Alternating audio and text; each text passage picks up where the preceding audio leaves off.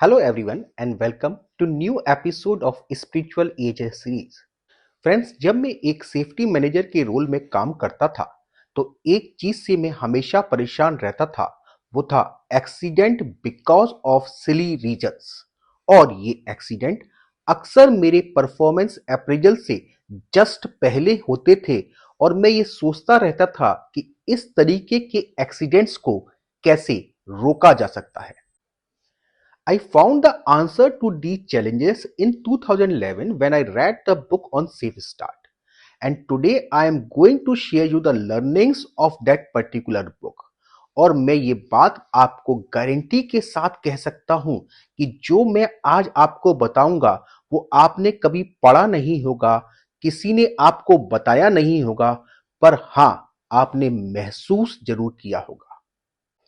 और यदि आपने इस सब्जेक्ट को पढ़ा होगा तो आपने उसे वैसे नहीं समझा होगा जैसे उसे मैंने समझा है, क्योंकि इस सब्जेक्ट को बहुत क्लोजली मैंने पिछले 10-12 साल में एक्सपीरियंस किया है और काफी सारी चीजें मैं इसमें इंडियन कॉन्टेक्स्ट के अंदर लेके आया हूं। इस वीडियो में हम समझेंगे कि छोटे या बड़े एक्सीडेंट आखिर होते क्यों हैं, कैसे मैं अपने खुद के एक्सीडेंट को प्रिडिक्ट कर सकता हूं जब मेरे को मालूम हो कि आज मेरे एक्सीडेंट होने की प्रोबेबिलिटी बहुत ज्यादा है, और क्या छोटी छोटी आदतों को अपनाकर मैं अपने सेफ बिहेवियर को ऑटोमेट कर सकता हूं। आइए हम एक्सीडेंट्स के कारणों को समझते हैं। दुनिया में आज तक जितने भी एक्सीडेंट्स हुए हैं उसमें से 80% केस में इंसान ने खुद गलती करी है और खुद ही चोट खाई है। जैसे मैं खुद ही गाड़ी बहुत तेज चला रहा था और मेरा खुद एक्सीडेंट हो गया। 15% एक्सीडेंट में गलती दूसरा व्यक्ति करता है और चोट मेरे को लगती है। जैसे मैं तो सड़क पे सही जा रहा था पर पीछे से किसी ने मेरे को हिट कर दिया। और बाकी के 5% एक्सीडेंट टूल्स और इक्विपमेंट के कारण होते हैं, जैसे मशीन का अचानक से सेंसर खराब होना, कभी हाइड्रोलिक पाइप का फट जाना या क्रेन के तार का टूट जाना इत्यादि। हम अपनी लाइफ के छोटे या बड़े एक्सीडेंट्स को एनालाइज करेंगे तो पाएंगे कि एक्सीडेंट के टाइम पे जो हमारी बॉडी ने एक्शन या इनएक्शन किया था उसकी कमांड असल में उसको माइंड से मिली थी, और उस दिन हमारा माइंड इन 4 सिचुएशन में से किसी एक सिचुएशन में था। आइए अब हम इन 4 स्टेट ऑफ माइंड्स को समझते हैं। पहली हमारी स्टेट ऑफ माइंड है रशिंग। रशिंग मतलब नॉर्मल स्पीड से ज्यादा स्पीड पे काम करना। जैसे मैं रोज घर से 8 बजे ऑफिस के लिए निकलता हूं, बट आज मैं 8:20 पे निकला तो मैंने अपनी स्पीड थोड़ी सी बढ़ा दी। अक्सर कंपनीज में मंथ एंड में होने वाला प्रोडक्शन नॉर्मल प्रोडक्शन से कहीं ज्यादा होता है, या हम कई सारे काम को एक साथ करने की कोशिश करते हैं। उस स्टेज को रशिंग कहते हैं। जब हम रशिंग स्टेज में होते हैं तो हम मेंटली कुछ रिस्क को एक्सेप्ट करने को तैयार होते हैं, जैसे शॉर्टकट लेना, प्रोसेस बाईपास करना, इरेटिकली ड्राइव करना, और जिस कारण से एक्सीडेंट हो जाता है। हमारी दूसरी बिहेवियर स्टेट है फ्रस्ट्रेशन। जब काम हमारे मन मुताबिक नहीं होता तो हम अक्सर निराश होते हैं या हमें बहुत जोर से गुस्सा आता है। कुछ चीज जो फ्रस्ट्रेशन को ट्रिगर करती है वह है स्पाउस से झगड़ा होना, बॉस से तू मैं होना, और टूल्स और इक्विपमेंट का हमारे हिसाब से काम ना करना। जब हम गुस्से में होते हैं तो हम अपने काम की स्पीड और बढ़ा देते हैं और एक के बाद एक गलती करते चले जाते हैं, और जिससे एक्सीडेंट होने की संभावनाएं बढ़ जाती हैं। फ्रस्ट्रेशन हमारे जीवन का एक हिस्सा है और कई बार सिचुएशंस हमारे कंट्रोल में नहीं होती, पर जो हमारे कंट्रोल में होता है वो है उसके प्रति हमारा रेस्पॉन्स। जब भी आप फ्रस्ट्रेशन की स्थिति को एक्सपीरियंस करें तो थोड़ा रुक जाएं, गहरी सांस लें और इस पैटर्न को तोड़ें ताकि आप अपने एक्सीडेंट होने की संभावनाएं को कम कर सकें। तीसरी बिहेवियर स्टेट है फटीग। फटीग मतलब थका होना। जब हम कई घंटे या कई दिनों तक बहुत ज्यादा काम करते हैं और हमारी बॉडी को रेस्ट नहीं मिलता, तब हमारी बॉडी अपने आप को रिकवर करने के लिए हमारी माइंड की प्रोसेसिंग स्पीड को थोड़ा कम कर देती है। हमने अक्सर देखा होगा कि जब हम पूरे दिन काम करते हैं और रात को गाड़ी चला रहे होते हैं तो हमें अक्सर झपकी आ जाती है। फोर्थ स्टेट ऑफ माइंड है कॉम्प्लासेंसी। कॉम्प्लासेंसी मतलब बेपरवाह या ओवर कॉन्फिडेंट होना। जब हम किसी रिस्की एक्टिविटी को कई बार कर चुके होते हैं तो हमें उसमें खतरा नजर नहीं आता और यह सबसे खतरनाक है, क्योंकि तब हमारा दिमाग हमें आने वाले खतरों के प्रति सचेत नहीं करता।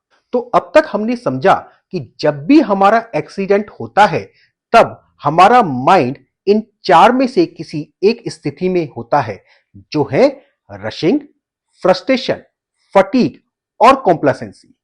और जब हमारा दिमाग इन स्थिति में होता है तब हमारा दिमाग चार प्रकार की गलतियां हमसे कराता है।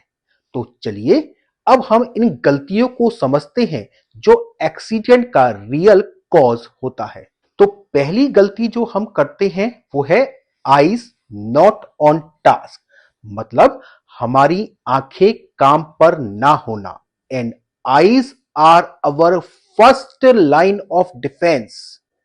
Best popular book atomic habits के अनुसार हमारी बॉडी में 1 करोड़ 10 लाख इनपुट सेंसर्स होते हैं, जिसमें से केवल 1 करोड़ आंखों के लिए होते हैं। And when we are not looking at the task which we are doing, we lose our best defense, that is eyes, and their ability to react in case of undesired events. दूसरी गलती जो हम करते हैं वह है mind not on task, हमारा ध्यान काम पर ना होना। And remember, mind is our second line of defence. हमने कई बार महसूस किया होगा, because of fraction of seconds we averted major incident, पर उस इंसिडेंट को अवॉइड करने के लिए हमारे बॉडी को कमांड कहां से मिली? हमारे माइंड से मिली। Subconsciously identify the hazard in the vicinity and protect us from unwanted incident. When we are not concentrating on the task which we are doing, we commit mistakes. पर इस दिमाग का क्या करें जो हमेशा ऑटो पायलट मोड में चला जाता है? इसके लिए हम आगे के सेक्शन में देखेंगे, but till then avoid using things that distract the attention, like talking on mobile phone while driving. अक्सर मूवीज में देखा है कि जब भी कोई व्यक्ति टेंशन में होता है तो वह पहाड़ के ऊपर चला जाता है, नदी के बिल्कुल किनारे चला जाता है और पटरियों के बीच में चल रहा होता है, मतलब खतरे वाली जगह ऑटोमेटिकली पहुंच जाता है। अक्सर हमने कंपनियों में देखा है कि जब भी व्यक्ति इस मनोस्थिति में होता है तो वह इलेक्ट्रिकल रूम के अंदर, छत के ऊपर या केमिकल स्टोरेज एरिया में चला जाता है। यहां काम आती है हमारी थर्ड लाइन ऑफ डिफेंस, जो है पर्सनल प्रोटेक्टिव इक्विपमेंट। जब हमको हमारी आंखें और हमारा दिमाग नहीं बचा पाता तो हमको बचाते हैं पीपीई। फोर्थ एरर है loss of balance, traction and grip. इस कारण से सबसे ज्यादा एक्सीडेंट होते हैं। जब हमारा मन इन स्थिति में होता है तो जो हमारे रिफ्लेक्सेस हमको बचाते हैं वो थोड़ा स्लो रेस्पॉन्स करते हैं, और जिस कारण से हम अपना बैलेंस लूज कर देते हैं और हमारी हाथों की ग्रिप कमजोर हो जाती है। लेकिन समस्या यह है कि कभी कभी ऐसी परिस्थितियां बनेगी जिसमें मुझे तेजी से काम करना पड़ेगा, कभी कभी फ्रस्ट्रेशन भी होगी और कभी थकान के बावजूद भी मुझे लंबे समय तक काम करना पड़ेगा। तो ऐसी परिस्थितियों में मैं कैसे अपने एक्सीडेंट्स को बचा सकता हूं? इसके लिए सेफ स्टार्ट हमें देता है 4 step formula which is known as critical error reduction technique, मतलब 4 state of mind, 4 critical error और 4 प्रिवेंशन टेक्निक। स्टेप 1, आइडेंटिफाई और self trigger a state before you make an error. इसके लिए मेरे को अपने ब्रेन को रीप्रोग्राम करना पड़ेगा और उसे बार बार याद दिलाना पड़ेगा कि मेरी स्टेट ऑफ माइंड क्या है। क्या वो रशिंग है, फटीग है, फ्रस्ट्रेशन है या कॉम्प्लासेंसी। स्टेप 2, एनालाइज और learn from close call, near miss और minor incident. We learn faster from our own mistakes. So जब भी हमारा एक्सीडेंट हुआ हो या होते होते बचा हो, तो हमें याद करना चाहिए कि उस समय हमारा माइंड किस स्टेट में था। Step 3, observe others and look for the pattern that increases the risk of injury. दूसरों को गलती करते हुए देखें और उन्हें टोके जरूर। इससे वो सुधरे या ना सुधरे, पर आप अपने एरर्स को करेक्ट करते रहोगे। Step 4, develop good habits and eliminate bad habits. You have come so far to this video. I hope you have liked the content. Please keep on liking, sharing, subscribing, and learn safety my way.